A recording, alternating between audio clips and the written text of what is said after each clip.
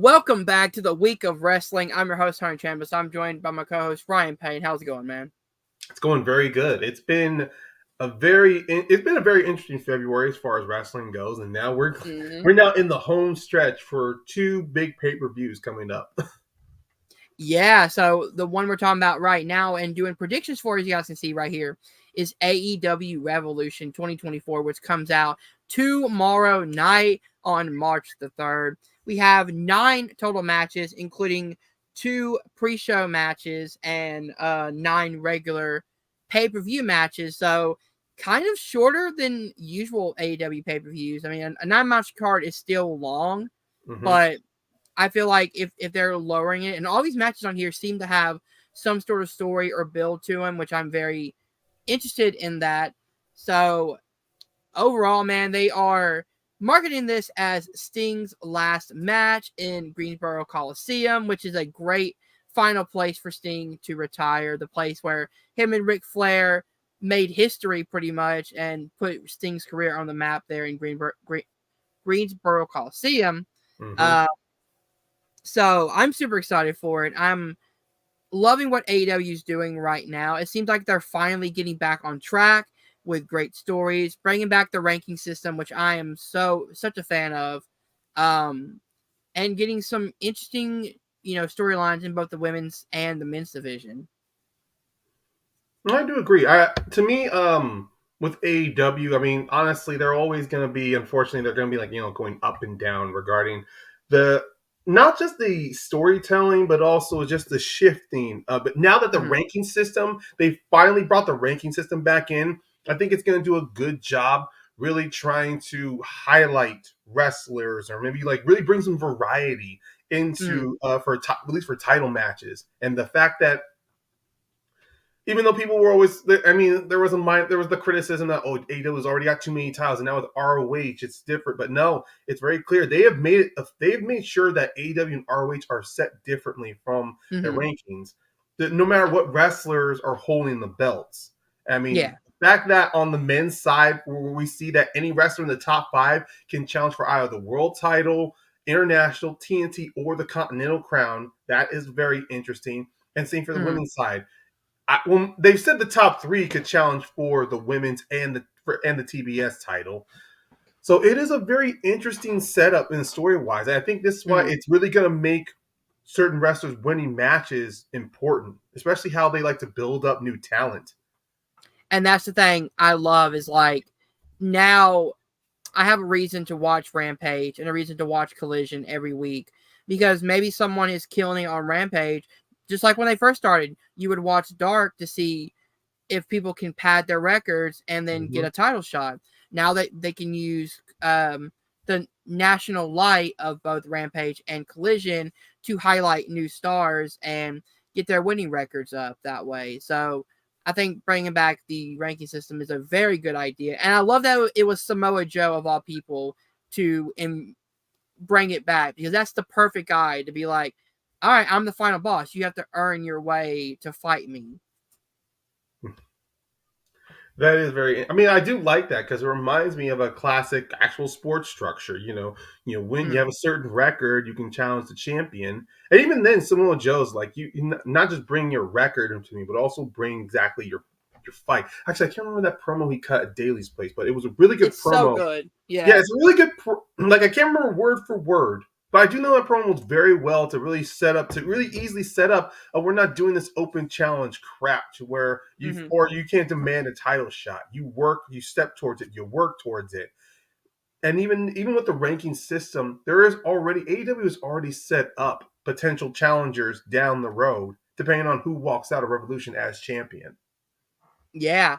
So, are you ready to get into our predictions? Let's do it. Let's get started, All right. man. Let me bring up an actual docu page so I can keep track of who we select. Because this could be a really fun way to like bring out a little competition. You know what I mean? Yeah, it would. I mean, the one thing I don't mind with doing predictions is I always like to hear other people's reasonings and explanations behind their choices, not because, oh, I think this person's going to win because they're on fire right now. I'm Yeah. sorry, I've grown past that logic, and we've seen immediately what happens when someone's given the quick trigger, they kind of fizzle out when they have not got enough time to breathe or explore their Mhm. character. Exactly. So let's start off with our first match, which in no particular order because I'm not sure what order they're going to go with. Yeah, So we're going to start with FTR versus Blackpool Combat Club, Jon Moxley and Claudio Castagnoli. Do you want to start with this one? I'll start with this one. I mean, this one I was a toss up on because after that 30-minute draw they did, to me it definitely feels like this one's going to be another banger. Maybe it'll be a draw, but I think for the sake, No. I know they won't be stupid to do it twice, but it would be kind of funny because they would add extra mustard for them to want to raise the stakes for their rubber match. But my pick is going for FTR to win this one. All right. Any reason why? Well, with FTR, they've proven. I mean, now that with the belts off of them, they've actually proven that they don't need the tag titles in order to put on great matches. We've seen Mm-hmm. that with even when they were jointly teaming with Daniel Garcia, they did great in a trios setup. And now with Moxley and Claudio no longer champions themselves, they're in this run to where they just want to fight. And after with the bat with after and after happening with the Combat Club with against the wrestlers from CMLL. I There can't say you CMLL because I'm gonna get tongue tied. go. I think that there's a long story. There's gonna be a long setup with that one. I'm pretty sure that Claudio and Moxley are gonna be fighting those wrestlers from CMLL again for Forbidden Door. So I'm going with FTR on this one Ooh. because I think they're gonna take that momentum to challenge for the tag titles. Okay, I'm going with Moxley and Castagnoli, Okay. for the simple reason that I believe they're undefeated. They're like 2-0-1 right now. They only drawed against FTR, Yeah. so that would put them high in the rankings. I think you really want to put Claudio and Mox in the tag division because you're setting them up for success. Hopefully to give Moxley another tag title or a tag title run that he hasn't had in AEW. You do Probably. that with Castagnoli, and I have a theory that Yuta is going to get involved. We haven't seen him in this whole feud. I have a feeling he's going to cost FTR the match, which then will lead to an FTR and Garcia potentially versus Moxley, Castagnoli, and Willer Yuta. Honestly, I could see that down the road. But like I said, it's kind of one of the reasons why Apartment was thinking, is this going to be another draw again, so then they can add more mustard to this to this spice. They should not do another draw for a while because they did two in a row a few weeks ago. Yeah. Well, the problem is with draw matches is that I like the fact that sometimes it would feel like it's almost out of nowhere, but the last couple of draw matches they've done, they really like really they think they're trying to build the tension, but every time they have Justin interrupt and go, 10 minutes has passed, 5 minutes has passed, 2 minutes left. Like, no, don't do that because then Yeah, you're putting the just tell fear me on. 10 minutes left and 5 minutes left and leave No, it. no, no. Actually, no 5 minutes. Just 10 minutes. Now you're down to 2 minutes.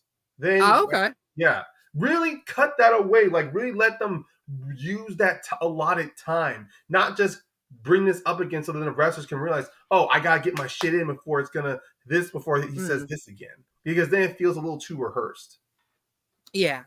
or All right. at least the openings for botches. Yeah.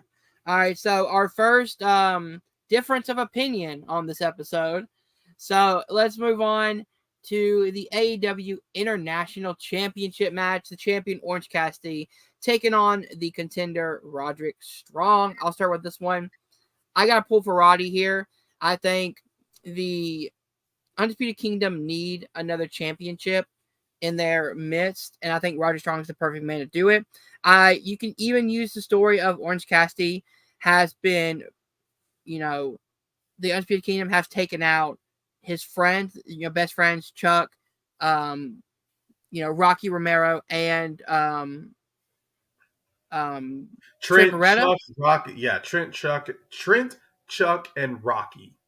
Yeah, they've taken them out. They have beaten down Orange Cassidy almost every week. He is defending the title everywhere. His body is going to start giving out, and I think that's where Roderick Strong, who is the Messiah, the backbreaker, will start bending him and breaking his back to a point where he can't compete anymore. And Roderick Strong is going to look, no pun intended, strong in this match, and he's going to take the international title from Orange Cassidy. Okay. And go ahead. No, it's solid reasoning. And I'm also going to say my pick for this one. And I'm giving a countdown for everyone to cover your ears or take out your earphones. 5, 4, 3, 2, 1. My pick is also for Adam! That's right. My pick is also for Roderick Strong because you pretty much mirrored everything I was going to say. I was also going to add on the character work that Roddy did last year with pretending to be physically hurt to the point he's being wheeled outside the kingdom. Next Strong was amazing. It was great work. And then once the Undisputed Kingdom was revealed, he dropped that gimmick. Yeah, and it was clear from that opening monologue he was gunning. They're gunning for the international title, and Roderick has been very open. I mean, on television, you've seen Roderick has had no other focus other than Cassidy. Sure, he's wrestled some matches to solidify his claim, but they're being very strategic. They're being methodical about it. And while Cassidy is still being his all whatever, I'll still be an open challenger. It's that approach that he's been taking that ultimately is going to finally do him in. Yeah, I definitely agree. All right, so I'm putting you on the spot right now. Thoughts on the Undisputed Kingdom as a whole right now? Because I've seen a lot of people give them shit. I don't care what people are saying. I'm waiting for it really does feel to me, unfortunately, that they are waiting for Adam to heal to go all in with this, which I'm thinking is kind of stupid because right now you have Roderick, Wardlow, and Matt and Mike Bennett right now. I mean, have Matt and Mike really be on ROH, really showing the dominance for them as tag champions. And they're really building up Wardlow, especially after that promo he cut. Oh, that promo was so good.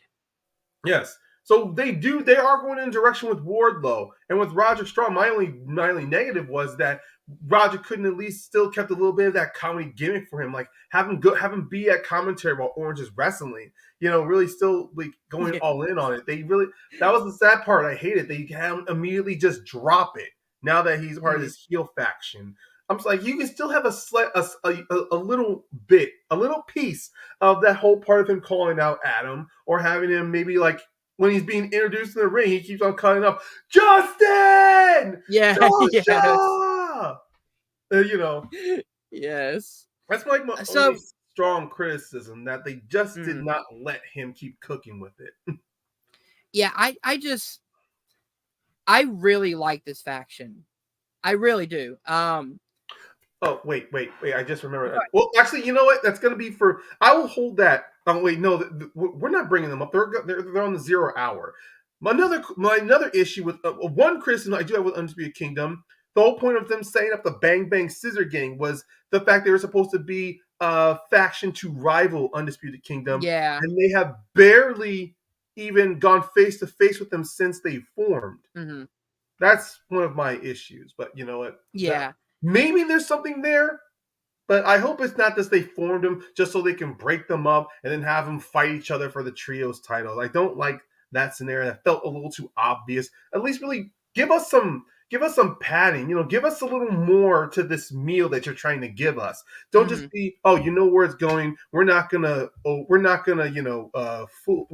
wool over your eyes. No.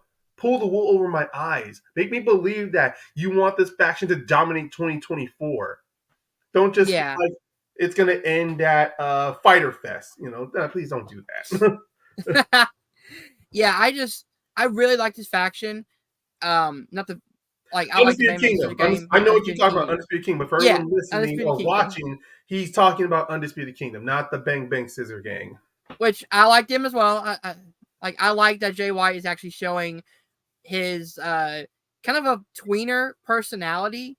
Like he still can be an asshole, but he's still like having really good like fun quips with each other. But yeah, the Undisputed Kingdom, I really like this faction. It sucks that they Adam Cole got injured and they really couldn't go as strong as they were hoping to go with it. Because my whole idea is, where would you have gone if Adam Cole was 100% injured? Would you have set him and MJF probably sooner? That's what I'm thinking. Like, maybe they Well, would have they set it for were Ring of Honor tag Revolution. champions. They were Ring of Honor tag champions. I'm pretty sure they still would have after Full Gear. I mean, if Adam didn't get injured at Asher Stadium, they probably Mm-hmm. still would have been like, okay, Full Gear. They defend the Ring of Honor tag championships. Maybe they lose them at Full Gear, but MJF still retains his championship. And then it leads into them maybe having a bit of a tip between each other up to World's End, Yeah, and then Cole could probably win the title and then reveal that he's the No, I devil. don't know That would have about been. Cole winning the title. I still would think Samoa Joe would have won that championship. I mean, it makes sense. Cole wins the belt, he reveals himself, but I don't want to take away from the fact that Samoa Joe became world champion.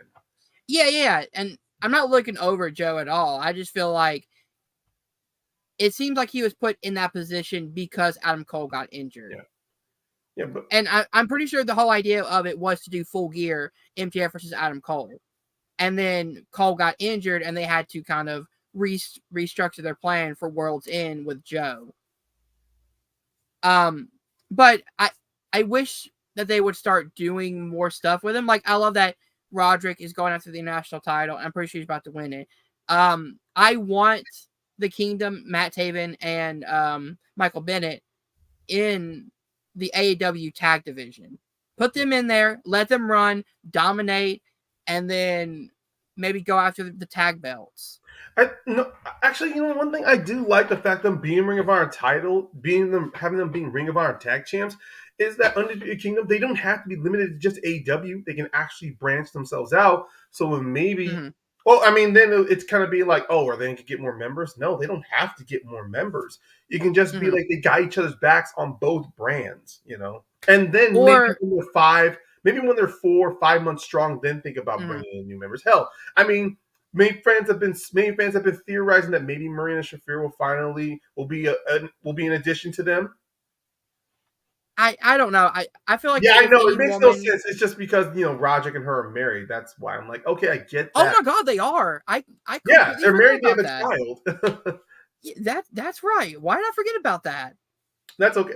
No, that's okay, man. It's actually kind of a good thing. Not every fan needs to know about wrestlers' Yeah, private lives. I I mean, was I was originally thinking that if any female should be in there, it should be Britt Baker when well, she yeah, comes back. but I think after the last time they used they did the whole thing with Britt and Adam being aligned. To me, that just didn't work out. That was because they tried to make it seem like Britt was a good guy. Britt's a natural heel. And I She think her with can. a heel Adam Cole, it will be fire. Well, It'd no, be I'm like not Edge talking and about that Lita. mixed match with Saraya and Jericho. I mean the one with Orange Cassidy and Statlander. I see what you mean. Yeah. Look, I get it. There are some wrestlers who can't be working. I think Britt can work as a babyface. I think the Mm, issue is that it's all about the dynamics of a babyface. That I really don't think people. I will say generally that fans, writers, showrunners, and producers don't get. Like, if you're gonna have a babyface, you need to have a key aspect about them that people are gonna cheer for. Not the whole sympathy. Baby faces mm, should be people who are belt chasers or who are always constantly getting turned on for sympathies. You need something about them that people are going to want to rally behind. Don't rally behind them because they get betrayed or they get stabbed in the back, like, oh, their best friend betrays them. mm-hmm. That's used too much to where it sours and makes the person you're making a babyface look stupid. Exactly. But to me, if they tell a great story of like Britt maybe being part of the mastermind behind the devil reveal, because think about it, MJF has had some spits with Adam Cole where he has talked bad about Britt Baker, like Oh to yeah, Adam's face. So that would all tie in the idea of like maybe Britt being the Scarlet behind behind Adam Cole's carrying cross, where she's the brains of the operation, and Adam is like he's also smart, but he's more of the attacker. He's more of the defender. You know what I mean? I do. I understand 100%. But I think we're getting a That could little. work. Yeah. I think right now we should move on because as much as we could Yeah, definitely keep talking more about this, we are focused on simply predictions. So we there are we in go. All right. agreement that we believe Roderick Strong is going to win the championship. Yep. Speaking of baby faces that have people behind them, the TNT Championship match, I did it. Christian Cage versus Daniel Garcia. Do the dance. Do the dance.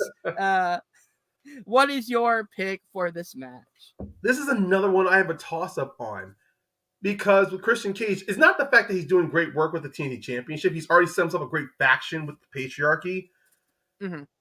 Part of me doesn't think. A part of me doesn't is not sure if Daniel Garcia is the one to take it off of him, especially after what happened at World's End when between Cage and Copeland. Mm-hmm.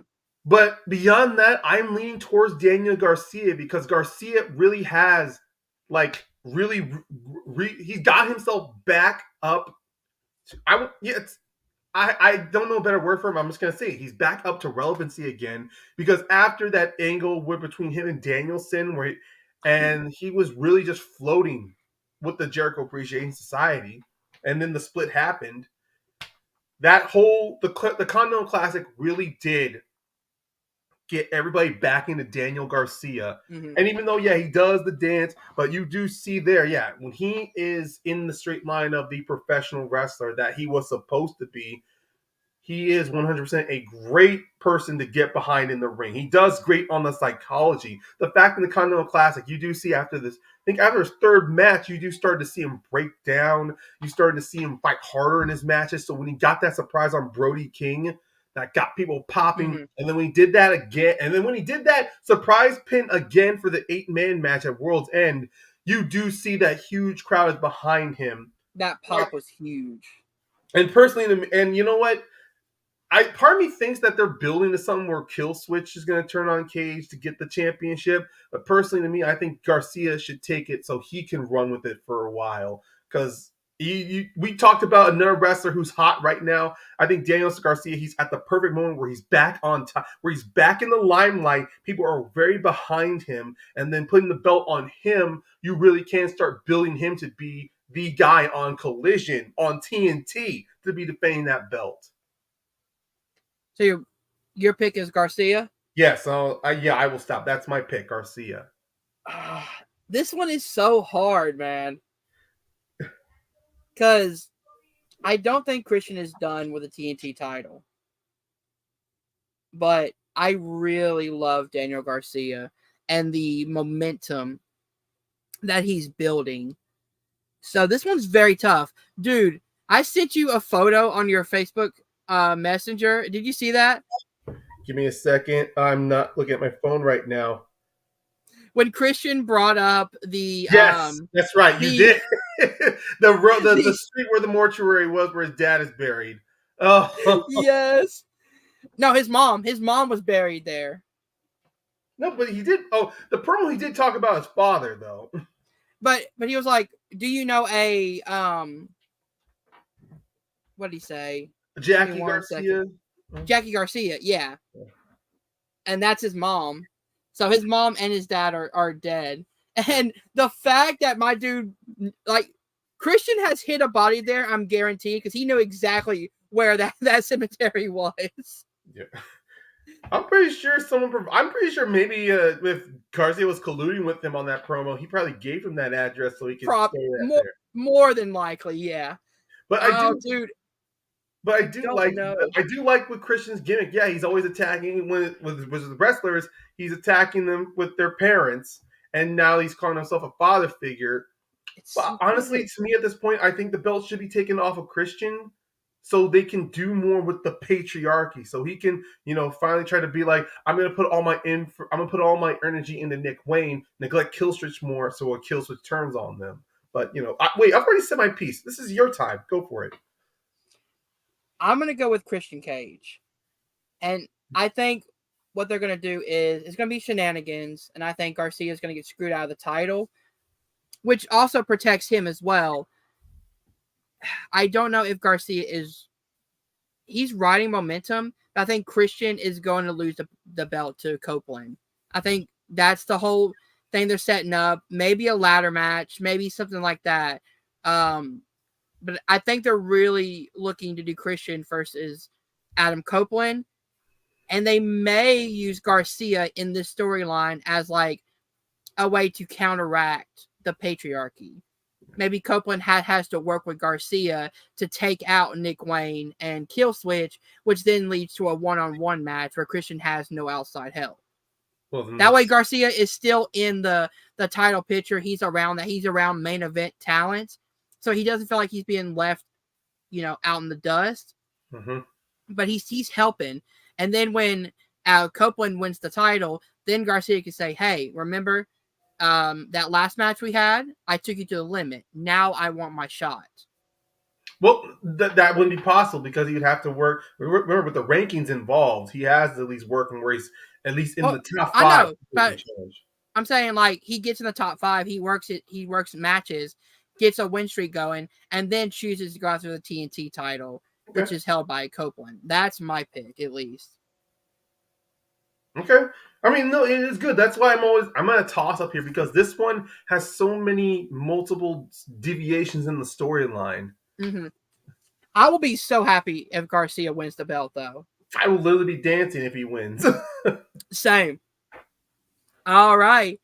Next, for the AEW Women's World Championship, Timeless Toni Storm defends the title against Deonna Purrazzo. I'll start with this one. Oh, this is tough. I love Toni Storm's gimmick. I love the Timeless character. I love that she is being introduced from the Warner Brothers lot, Stage 7, which is amazing. But I also feel like Toni Storm is someone who doesn't need the belt. And I feel like if she loses the belt, it's not going to hurt her character because she can do something else. She can move on to another rivalry and be completely fine. That's why I'm going for Deonna Purrazzo. She just debuted. She's on a win streak. You want someone to come in and immediately make an impact. You give her the belt. And it's someone who is believable enough to beat Toni Storm and someone who knows Toni Storm better than anybody does because of their past, history. And that could lead to more matches down the line where maybe Toni Storm finally completely breaks and she's fully insane now. And now you have another, character, twist to the Timeless character. So I'm going for Deonna to win the title. That is a good pick, honestly. And I too am also tossed up on this one. I do enjoy Tony's run with the belt, but I talked about this with a friend of mine when I was watching Full Gear with him. I felt, her character was I thought that she wasn't tuned into her character enough to get the championship. I thought she needed more time with her character before she got a belt. But even then, in the middle of it, they have done a good job with her, especially the production has done a great job with her. Especially when Deonna came in, I loved how they were doing the split black and white and the color. Amazing. That was great work. But it was amazing. I mean, I know they can't do that a lot for her matches because it would actually it could be funny though. She loses the belt and then she becomes more of a Hollywood star diva, wants more attention. Like, I may not be the champion anymore, but with a pick, but I still want my close up, darling. Yeah. Like even though she's not the champion, she still feels like she's an A-list star that deserves everything in the world. Yeah. And also, they've had that little mini storyline to where she's not paying attention to Mariah May. Maybe they could do this whole thing to where Tony is like, I don't have my title anymore, darling. Maybe it's time I give you a little bit of attention. Or maybe Mariah May accidentally cost Tony the title by accident, and that could lead to disruption between them two, leading to a match later on. Maybe. I mean, I don't want to go against Toni Storm, but I think right now it's Deonna. She's definitely one of the more. I mean, look, she's a great wrestler. There's nothing to take away from that. 100%. But the thing is that with this new Timeless character of hers, I don't think she's worked down her ring style yet. From the last few matches I've seen work with her, her match against Riho though, that match, man, that was it wasn't a hard watch though, but you can clearly see that Toni was experimenting something with her character. And unfortunately, it kind of dragged the match a little bit because both her and Rio have had great matches, not only in AEW, but in Stardom. Maybe Tony's finally worked the kinks out of this one. Maybe who knows? But you know what? I was also going to go with Deanna as well because Deanna could be a great setup for newcomers coming on in, and depending on who shows up, what new talents coming in, I think Deanna would be like the good pillar to start with. To be right there for the championship. Mm-hmm. I'll also say, I love that Tony Storm, in an attempt to out submission Deonna Purrazzo, is now introducing a new leg lock finisher that she calls break a leg. Yeah, that ankle lock. This is hilarious. That is honestly fun. That's honestly great with her character. It's amazing. I love that. All right, so we're both going for Deonna Purrazzo. Yes, we are. All right, next up we have the Continental Continental Crown Championship. Eddie Kingston versus Bryan Danielson. Ryan, go ahead and kick off with this one. Kingston.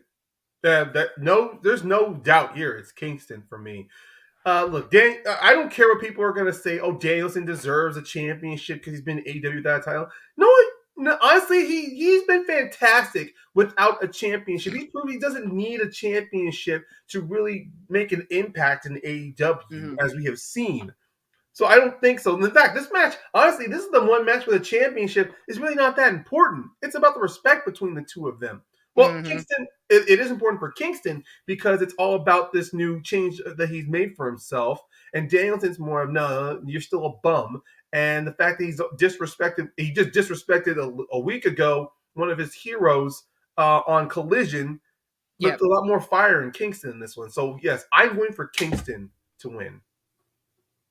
Yeah, I'm going with Kingston as well. I know a lot of people say that Bryan should hold a title. The thing is, Danielson has said himself he does not want to hold a belt in AEW. And he's completely fine with not holding a belt.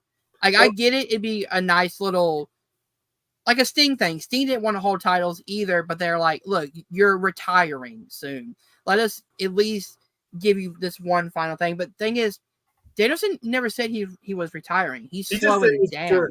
Yeah, he was slowing down. Like he's not going to be at a full time speed. Stop. He's not going to be wrestling full time. So it makes a lot more sense. He shouldn't have a championship, especially he did say he did got that slight injury that delayed a little, but he was sure. He made it clear. I can't remember what month, but he said 2024. He's not going to be a full-time active wrestler anymore. So the last thing you want to put on his waist is a championship. Exactly. And I feel like Eddie Kingston is doing a great job as someone who is carrying all three belts and making all three belts seem important. Because when Eddie Kingston is defending that title, he puts everything into that.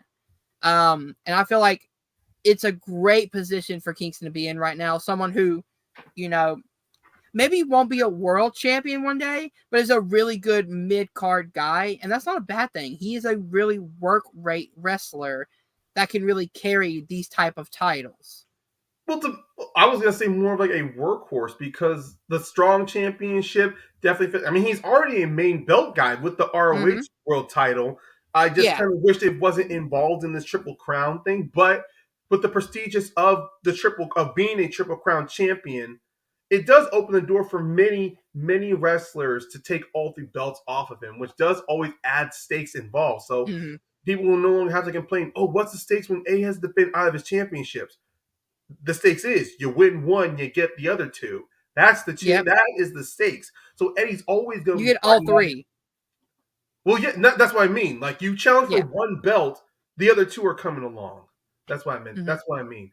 But it's pretty much with Kingston. Like he put himself into a corner to now he's always going to be fighting like his life depends on it. Like he's going to be fighting like a bum because bums. I'll say one thing I don't like when I used to see those bum fights on YouTube that they fought like with nothing to lose, and that's how Eddie's going to fight with nothing to lose. Exactly. All right, let's move on to another easy one in my opinion, but this might be harder for you. Konosuke Takeshita versus Will Ospreay, and Ospreay's. I'm gonna count this as his first official singles match in AEW. I know he's had matches against Jericho as a signed as a signed talent now. Yes. So to me, this one's easy. I'm going Will Ospreay. You want to make him seem like a way big deal. The guy who beat Kenny Omega twice in 1 week, have Ospreay go beat him. Disband from Don the Don Callis. Callis family. I don't know if he has officially. I haven't caught up on No, he last week's hasn't. They're still episode. affiliated. No, he's still affiliated with them. Okay. Have him just completely leave them after this match. It's gonna be. This is my match of the night. This is my guarantee for the match of the night. Both of these guys, their work rate is insane, and I feel like putting them two together is gonna be levels of like an Ospreay versus Omega. Like that could be this type of match. And Takeshita is a great fucking talent. I mean, when he's Mm-hmm. not in AEW, he does have contractions. I think it's in Noah, but no. Oh my god, I don't follow Japan wrestling a lot, so I can't remember if it's The Noah. Dragon Gate. I was thinking of Noah or Dragon Gate that he has obligations to. It's one of the things that affects his scheduling, why he can't wrestle as much in AEW, at least in the States. But beyond that, god damn it. Are you there, Yeah, can you hear me? Hunter? Yeah, I can Hello? hear Can you. you hear me? Sorry, you paused. Yeah, there was a pause for a second, so I wasn't sure if you paused or I paused. I think you paused. Because I'm still.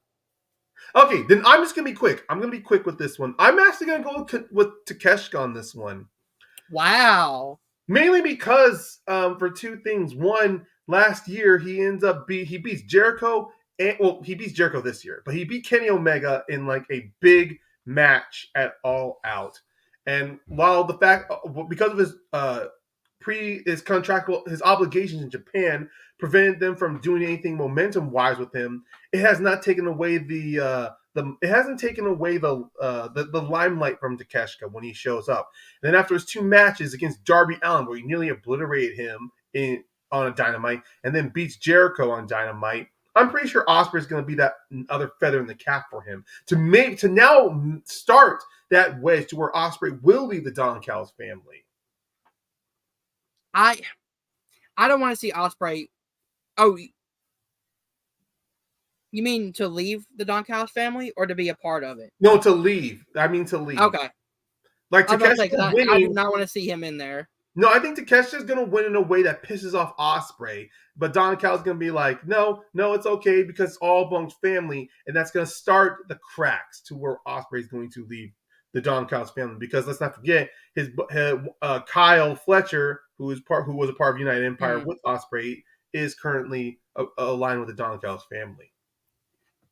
I feel like you have to give Ospreay a big win here, to really solidify the fan, to the fans that hey, we're putting a lot behind this guy. Like either way, this match is going to be great for both competitors. But I feel like Ospreay needs this win more than Takeshita, because Takeshita has had wins over a Jericho, over Darby Allin, over Kenny Omega. Ospreay needs these type of big wins that will add up over time.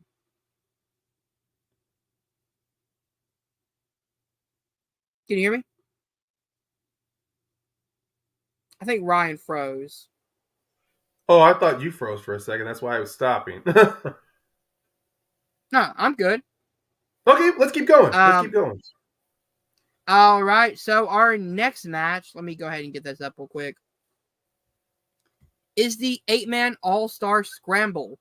We have Chris Jericho versus Wardlow versus Powerhouse Hobbs versus Lance Archer versus Hook versus Brian Cage versus Magnus, and the winner, again, if you guys did not watch, Wait, who'd you say? Magnus? Huh? He's a CMLR wrestler. Oh, okay. All right. I'm thinking, wait, he's part of SmackDown. He's in WWE. Not Nick Aldis. Not Nick Aldis, guys. No. And then the winner of the match on Collision, Dante Martin. This one is easy for me, actually. It's got to be Wardlow, right? I don't know. Part of me was thinking maybe they'll give it to Hook, honestly. Hook doesn't need another shot at the title. He just had one. Well, yeah, but after that performance he had against Samoa Joe, I mean, like it really could be for anybody, honestly. Oh, that is tough.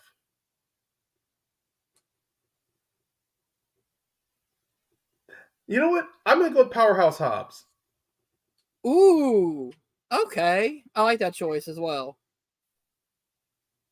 because I think it would add a lot of fervor into Don Callis really wanting to make uh the Don Callis family big. You know, the fact that Hobbs himself, when he aligned with Don Callis, though, I'm not gonna say he was stale though, but it was pretty much kind of like it felt like a bit of a stop and go momentum with him. Mm. I think him winning this All Star Scramble can finally get the needle back on, and also with Jericho in there, he's got someone he wants to target, maybe to beat. You know, wait, this is not an elimination style match, no. No. So no, so I'm pretty sure with Jericho in there is already a cause of conflict with with a powerhouse with Hobbs.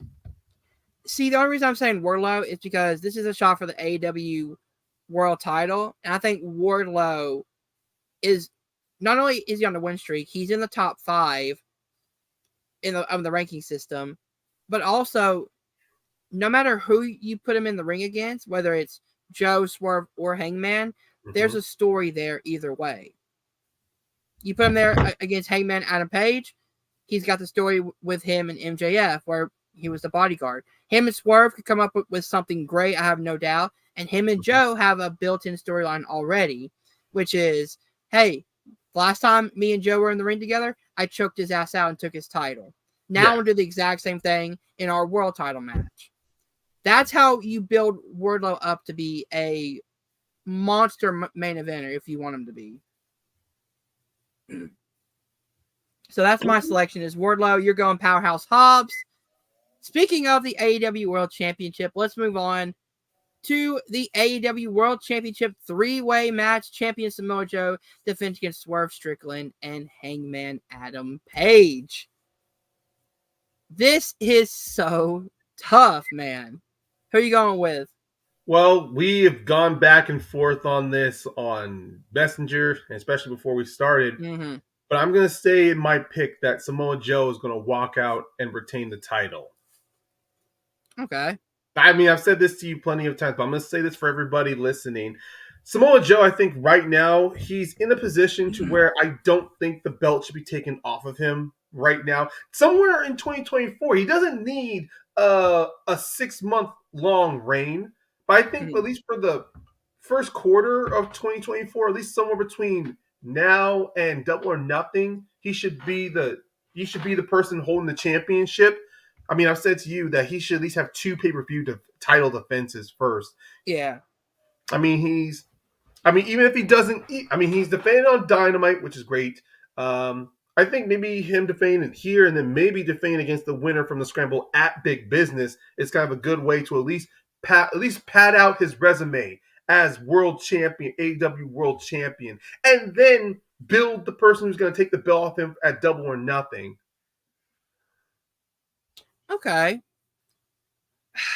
This is so tough. My heart is pulling for Swerve. Because Trust I me, think I'm in there with you. I personally want Swerve to win. And I came across on Twitter like some stupid motherfucker who was trying to say like Swerve's not in the main event, because of conspiracy crap. And I just go, you know what, man? You are overlooking so many factoids just to be like, oh, I'm spouting my conspiracy out there. So yeah, go ahead, yeah. stay in that corner. People will just look, not interact with you. I've said my 2 cents to you. You want to ignore it? That's your fucking thing. But I think Swerve, and I've said this to you on Messenger.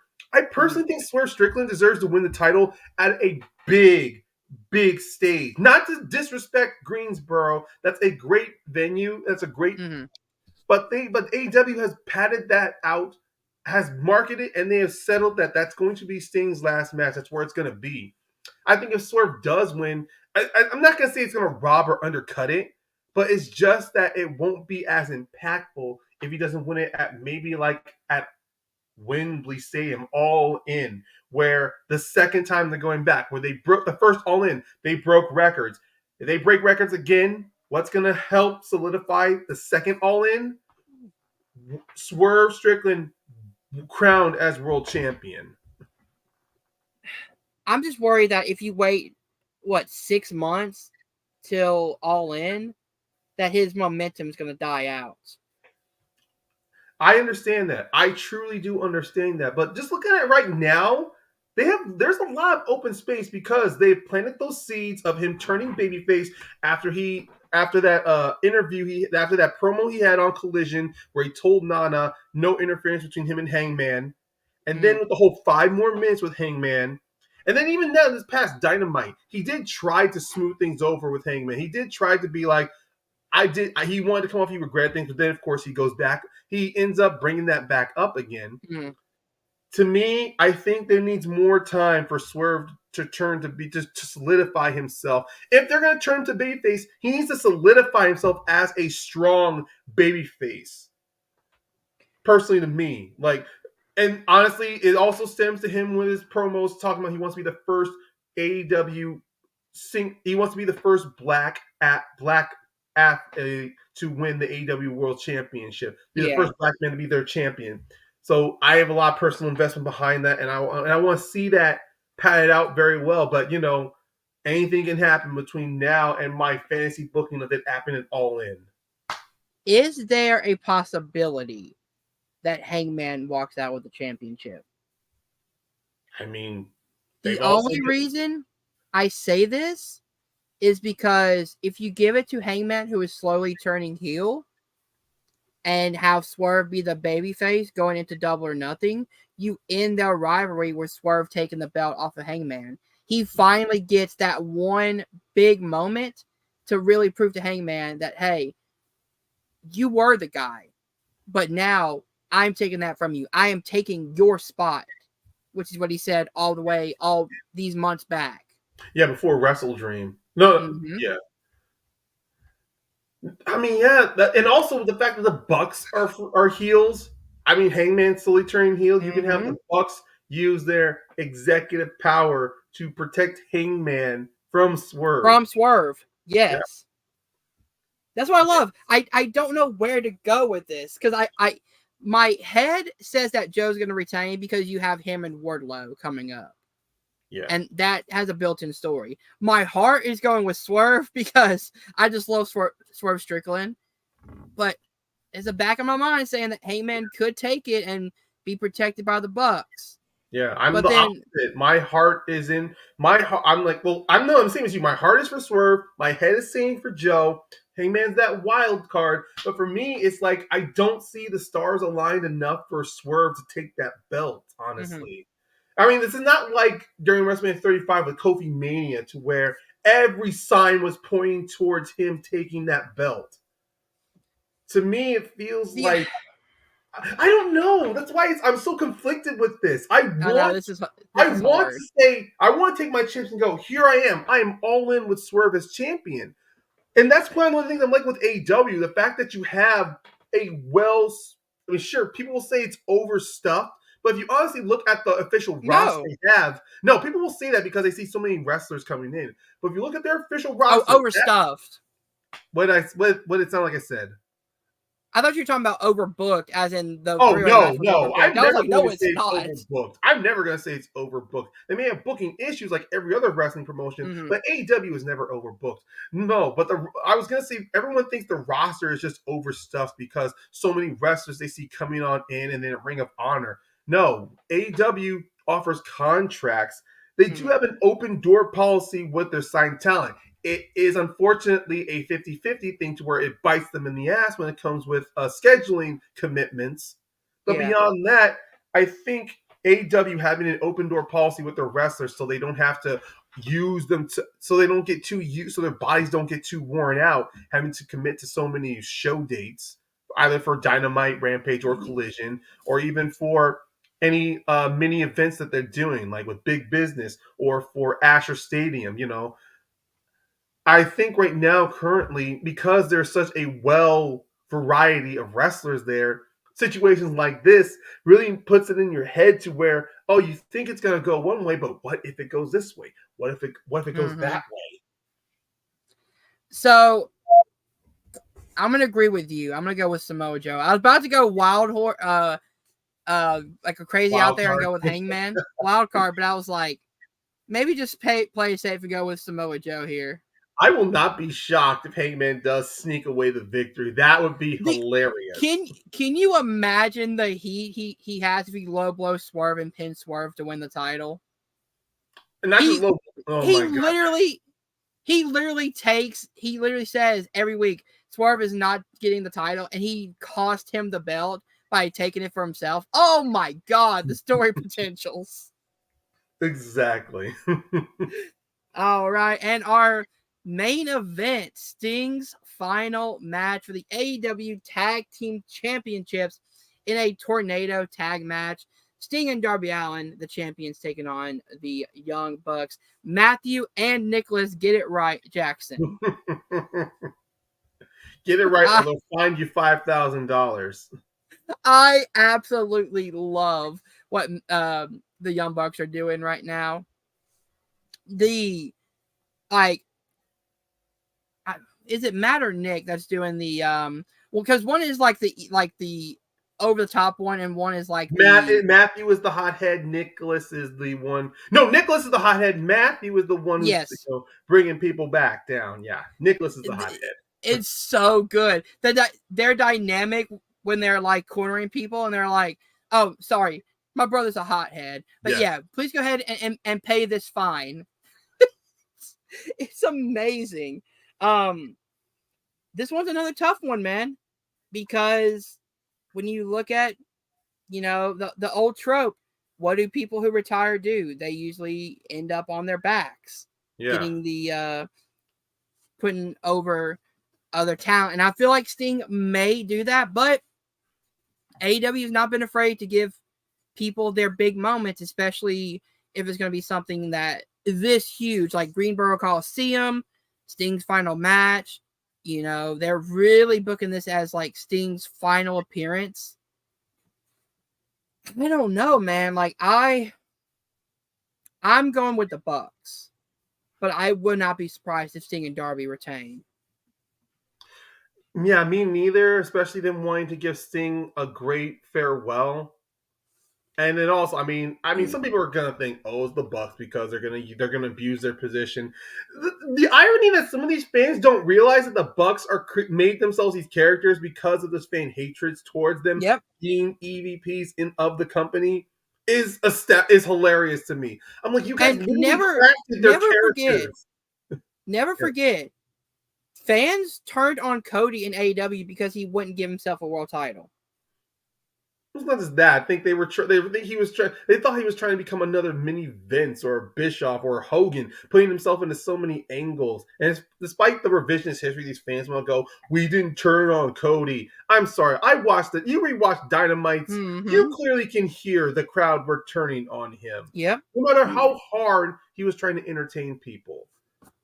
It's and despite so many WWE fans out there that want to go, "Oh, well, we're treating Cody right." I'm sorry. The whole year that happened last year with Cody building up to 39 says completely otherwise, but that's here nor there. And that's an argument that I know not many people are going to get into because they'll just give blanket statements and not actually want to explain themselves. Mm-hmm. No matter to me, it's this simple. Here's my 2 cents with Cody. They don't pull that trigger with him on 40. You WWE fans have no fucking high ground. And neither do AEW fans either. No fan has any high ground on what Cody wants to do with his career. Nope. But as far as the Young Bucks go, the fact that Young Bucks, they are double downing themselves into these characters that these fans that some of these nutty ass fans say they are is fucking hilarious to me. It proves that they just don't. I mean, they do care, but they just don't give a shit. Yeah. They're like at that line. So it wouldn't surprise me if they walk out as champions, really abuse their power as EVPs to where, okay, I like you, but you need to get some wins to challenge us, Yeah. They're like, hey, Top Flight, great tag team, by the way. You got to have more wins before you can reach this level. Or it's like Private Party. I love what you're doing. Hey, get some more wins, and then it's gonna be you, and it's gonna be us. Or Yeah. with the, or hell, I love the Iron Savages when they're not on Ring of Honor. I would like to see we're like, okay, tone down this beefiness, and maybe we'll talk. Yeah. So are you going for the Young Bucks or Sting and Darby? Logically, I'm going to go with the Bucks, but you know what? This time I'm going with my heart. I'm going with Sting and Darby. Wow. Okay. The only reason I also think that the Bucks may win the titles is because the last thing I want to see is Sting and Darby retain the titles and then immediately vacate the belts. Yeah. Then you, and then you have to do something else Yeah, to like crown another tag champions. maybe a tag tournament or another tag team battle royal. I don't know. But like, it's much easier for Sting and Darby to lose the belts here, Yeah. have Sting go out on his shield, like give a stellar performance, and then give him like the last 2 minutes to 2 to 3 minutes to stand in the ring and like take the applause in. Yeah. That's where I would do, at least. That way Sting puts over the Bucks. You have heel champions who can move forward and do storylines, and you're not having to stop the program to do Sting and Darby vacated the title, so here's a tag tournament or something. Yeah. I mean, like I said, logic's going off for all that, but part of me thinks I would like Sting to win it and walk out in the Mm-hmm. sunset. Oh, definitely. All right, so there is our predictions, ladies and gentlemen. That actually went almost an hour. That was a surprisingly long episode for a predictions episode, but Well, I'm glad that we got to we did talk get off about a tangent. We had to get off a little bit. not as much as we usually do, though. All right, so is there anything else you want to talk about before we end this episode? Well, actually, I mean, honestly, I don't have much to talk about. I mean, part of me's thinking like, what's gonna like big business is AEW's big business is coming up in about after this Sunday. It will be a week, so it's gonna be very interesting to see who might what the plan is for big business. Like, a Mm-hmm. part of me still wants to think that the reason why I'm going with Joe because I think he might want to defend his belt at big business, but that's Yeah. here nor there.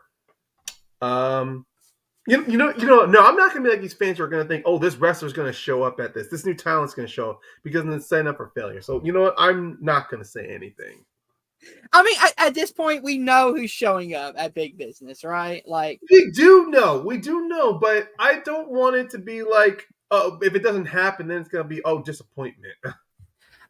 to be fair, though, AEW has done this a lot where they put Easter eggs in like Yeah, a big signing. Like, literally, if you look at the background of big business on the arena sign, it says Boston, BOSS with the money signs. yeah, What could that mean? I Like, know.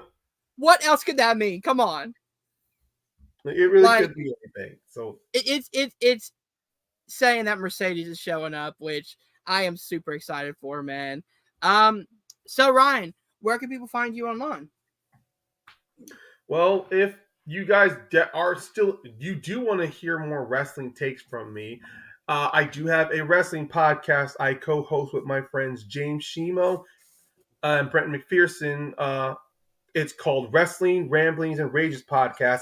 It's available on the Shimo Media Network, which you will find that is on Google Podcast, Apple, Spotify. We definitely have some new. We now have new setups on Overcast, iHeartRadio, Amazon Music, and Radio Public. So go check them Hell out. yeah. Just look for Shimo Media Network, and you'll see some of our episodes. Hell yeah, man. All right. If you guys did enjoy this, please hit that like button, subscribe to the Nerd Entertainment Network down below. Thank you guys for watching. We'll see you guys soon. Peace.